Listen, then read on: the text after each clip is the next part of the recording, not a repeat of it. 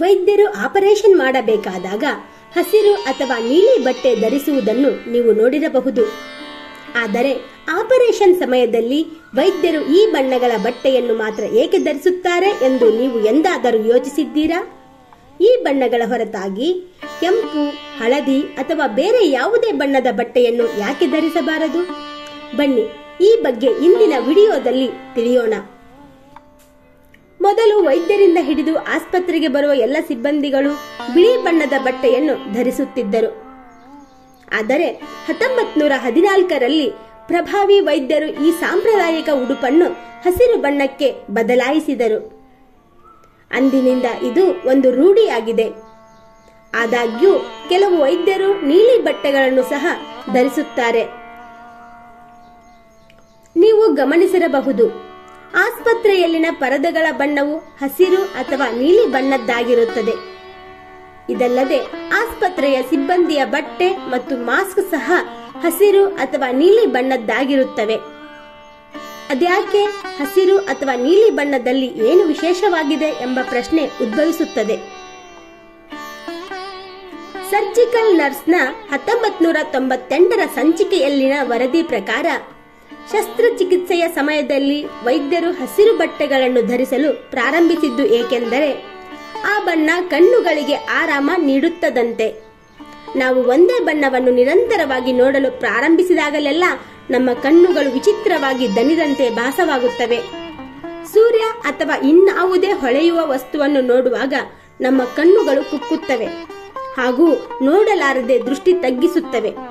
ಕಣ್ಣಲ್ಲಿ ಒಂಥರ ನೋವಾಗುತ್ತೆ.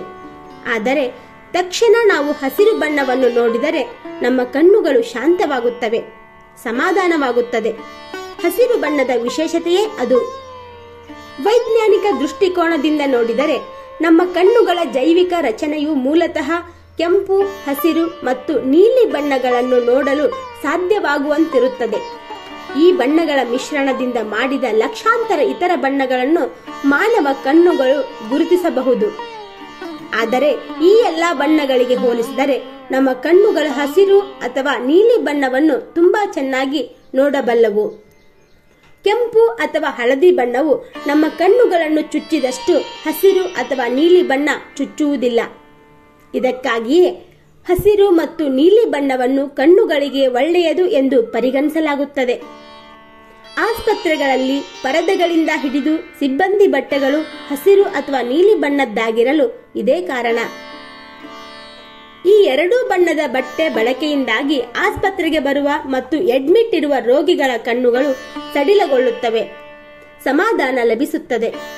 ವೈದ್ಯರು ಆಪರೇಷನ್ ಸಮಯದಲ್ಲಿ ಹಸಿರು ಬಟ್ಟೆಗಳನ್ನು ಧರಿಸುತ್ತಾರೆ, ಏಕೆಂದರೆ ಅವರು ಮಾನವ ದೇಹದ ರಕ್ತ ಮತ್ತು ಆಂತರಿಕ ಅಂಗಗಳನ್ನು ನಿರಂತರವಾಗಿ ನೋಡುವ ಮೂಲಕ ಮಾನಸಿಕ ಉದ್ವೇಗಕ್ಕೆ ಒಳಗಾಗಬಹುದು. ಆಗ ಹಸಿರು ಬಣ್ಣ ಅವರಿಗೆ ಸಹಕಾರಿಯಾಗುತ್ತದೆ. ಆಪರೇಷನ್ ಮಾಡುವ ವೈದ್ಯರು ಹಸಿರು ಅಥವಾ ನೀಲಿ ಬಣ್ಣವನ್ನು ನೋಡುವ ಮೂಲಕ ಅವರ ಮೆದುಳು ಆ ಒತ್ತಡದಿಂದ ಮುಕ್ತವಾಗುತ್ತದೆ.